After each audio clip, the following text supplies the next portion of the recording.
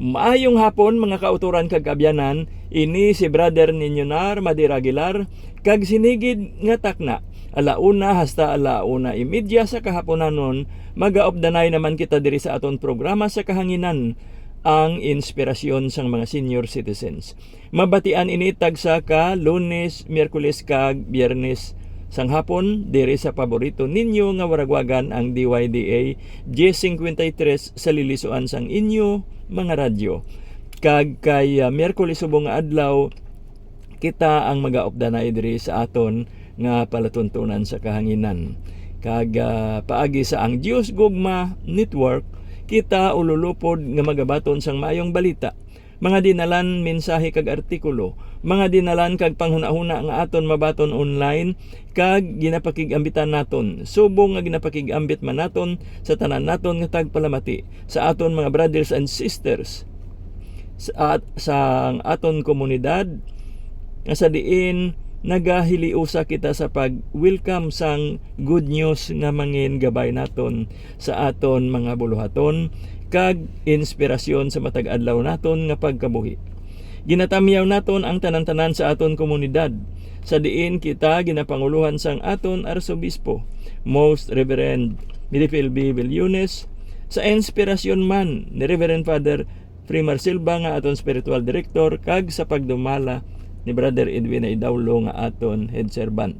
Siya ginaupdan sang iya bug-os nga panimalay nan Diocese Lia kag sang mga kabataan kag kaapuhan, kag subong man sang mga brothers and sisters naton nga tagpalamati o kon tagpatigayon sang aton nga mga nanari-sari nga mga ministriya sa aton nga komunidad.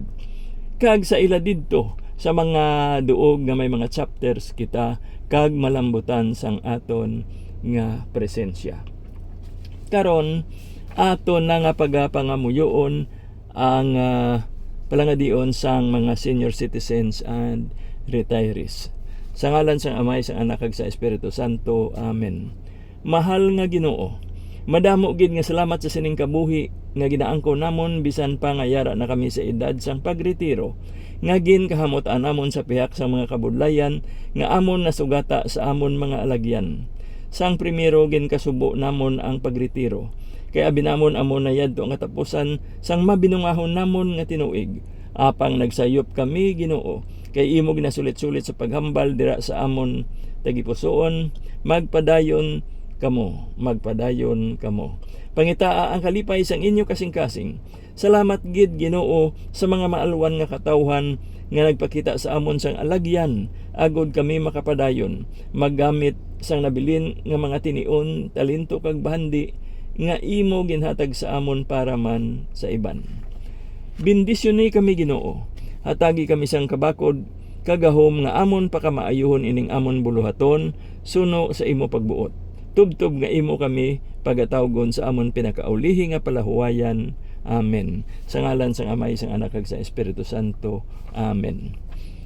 Kag karon mga kauturan kag kabyanan, aton nang pamatian ang isa ka musika nga magahatag refleksyon para sa salmo nga napreparar naton sa sini nga adlaw nga edisyon sang aton nga programa.